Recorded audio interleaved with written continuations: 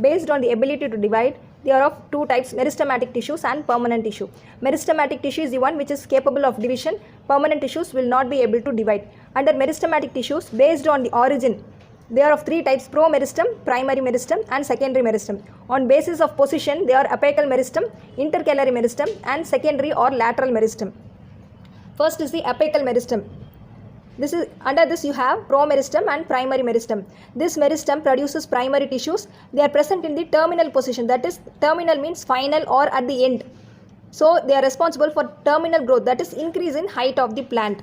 Their apical meristems are responsible for initial growth of the plant. For example, it is a small seed, then it starts growing, it will be small.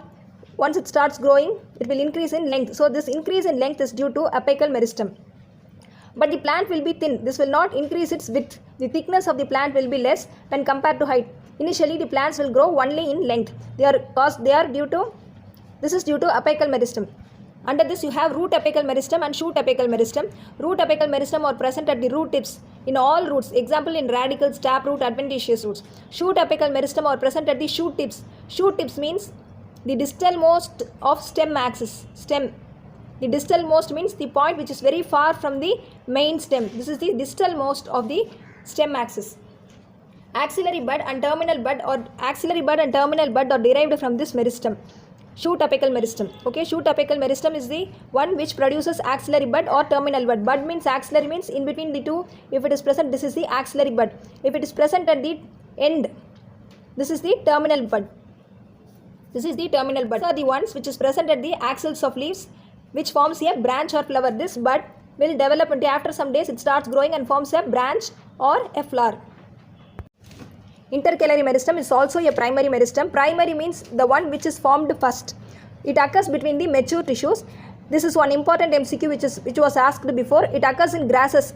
Once the grazing is done, the grasses again regrow. This is due to the intercalary meristem.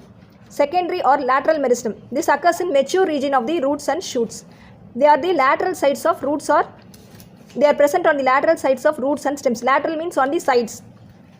Appears later than primary meristem. So when the plant is small, there is only primary meristem. Then once the plant starts growing, then later in life, secondary meristem develops. This is responsible for secondary growth. That is, first what happens, there is initial increase in length of the plant, height of the plant. From the seed, the plant starts growing.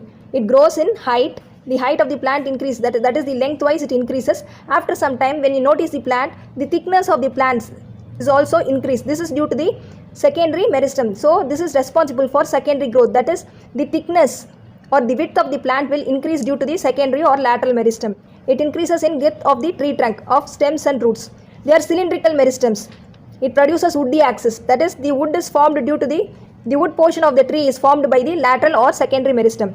Examples of secondary meristem are intrafascicular cambium, interfascicular cambium, phellogen, core cambium, interstellar or vascular cambium. This was asked many times before.